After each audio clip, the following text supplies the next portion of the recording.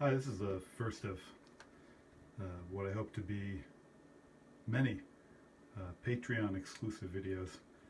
This is just a quick glimpse of a project I wrote some years ago, but I've recently started entering into the computer using sample libraries to play, which is my first symphony. The symphony is entitled, I'm not sure if you can see it on the screen there, it's entitled David and Israel. And let's open it up in Reaper. It's a symphony about precisely that. It's about the relationship of King David to the Jewish people and kind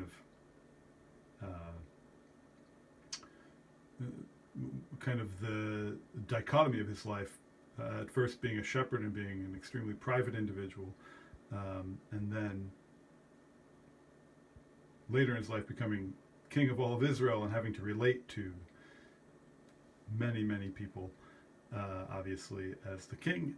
And I thought this dichotomy could be interestingly explored in a two-movement symphony, which is unusual for a symphony. But the first half of the symphony is quite sparse, and it has the harps representing King David. It's originally scored for 6 harps, but I would take 3. As you can see, the harp part, you can see it in the MIDI. These are all MIDI files. It's quite extensive. You can see here just a kind of a glimpse of how complicated the harp part is. So it really, I remember I showed it to a harpist years ago, and basically I need to have at least 3 harps playing, and I would like to double it, would be louder. Anyway, you see the strings here. This is basically for strings and harp. And the symphony is pretty interesting. It includes some of the main themes are from the archive, but there's a lot in there. There's some nusach. This is Reb Shlomo's nusach. Let's see if it'll play, if it's ready. Yeah, it's ready. So it takes a while sometimes for the MIDI to load. This is Shlomo's nusach for Friday night, or part of it anyway. And what's fascinating is it's it's also very similar, eerily similar, to a part of pictures at an exhibition called At the Gates of Kiev, which is, again, very ironic considering where this archive is housed and how I got it. Let's play a little bit of that, see if it comes through.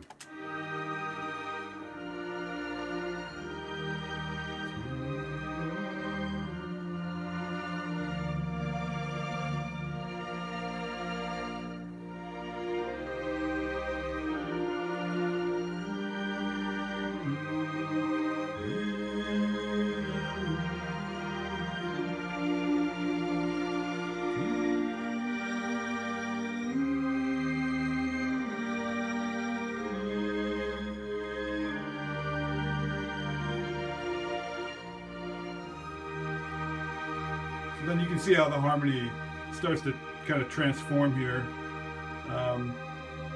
It's actually, I forgot the name of the technique, but it's employed often, perhaps in a much better way, by a famous composer named Steve Reich. Anyway, it goes on until you end up here with this kind of octave, and then the octave comes in again right here in the bass. And then enters in the harp. You probably recognize this theme as one from the Mystical Awakening from many years ago.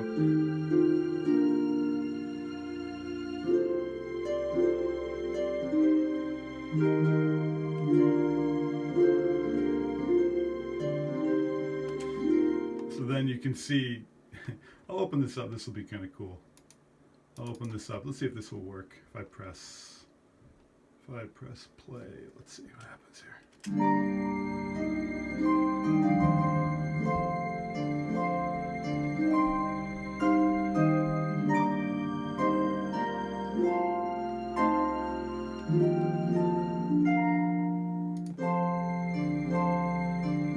Yeah, there you go. So you can just see it's kind of neat to see the MIDI working, and I think it sounds really good. Yeah. Anyway, so that's just a little glimpse of about the first almost 5 minutes, 4.5 minutes. It's about the first 6 pages out of I think several hundred of a score. Pretty long piece of music, actually. Um, and I'm excited about putting it in and getting it heard, even in this form, as I think it's pretty convincing. Um, the sample libraries that exist now. I'm using a sample library called the Orchestra for the harp, and then I'm using Cinematic Studio Strings, which is honestly, I think, the best of any. I think it's the best of any sample library for strings. The strings are very hard to get to sound real, and to me, this really is extremely close. Anyway, thanks everyone, and hopefully look forward to more.